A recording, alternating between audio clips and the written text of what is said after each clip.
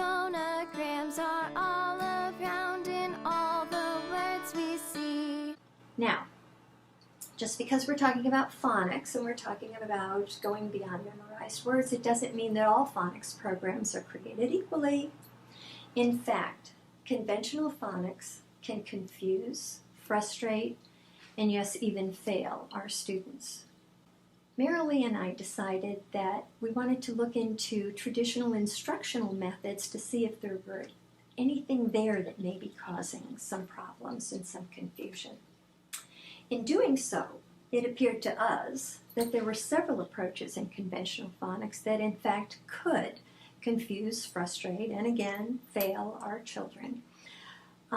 Those of our kids who are not what we call natural readers. Now, by a natural reader, I mean those individuals who will read anything, any way, regardless of what you put in front of them. They're going to learn how to read. But let's look at some of the things we pulled out that would be very frustrating for a struggling reader. First, one of the things we noticed that a lot of programs go with one sound, one letter phonics. So conventionally, if you use just the 26 letters of the alphabet, then what happens is that students are taught to look at one letter and say its sound. Then go on to the next letter and say its sound, and then go on to the next, and so forth and so forth and so forth. So let's take a look at using this method with this word. So I'm going to sound out this word. I, g, h, t. I don't even have to pronounce that. You can't sound out I, g, h, t and come up with 8. And then how do you explain this to a beginning phonics reader when the letter A isn't even in that word? You can't. So you teach 220 or more sight words, and you come up with just hundreds of exceptionalities. The other thing that we looked at a little more critically than I had before was this idea of word families. Now, almost every traditional reading program teaches word families, and the theory makes sense. You take a shortcut, and so you can build on fluency that way. Now, I'm going to admit that I did have boxes of word families. There's like 37 of them, common word families, and I don't think I had all of them, but I had boxes of word families when Casey was young.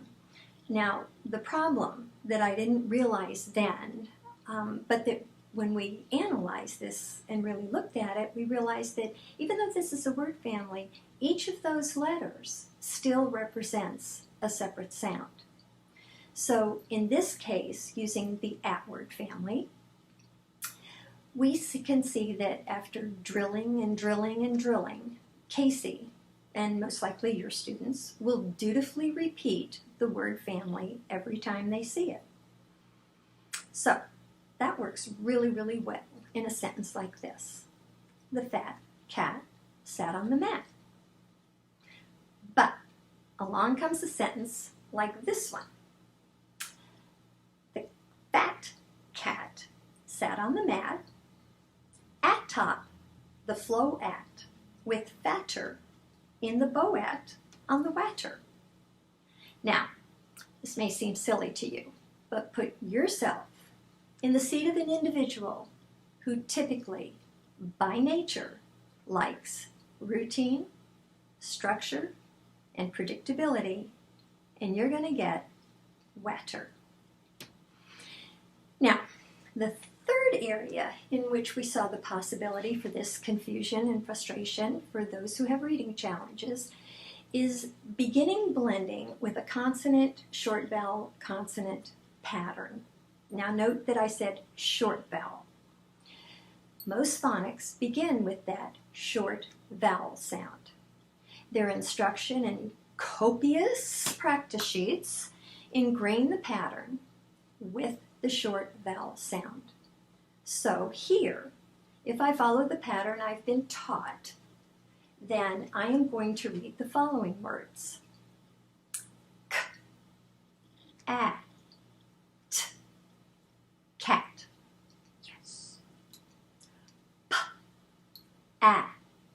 what? Power. Was, was. Ya, maya.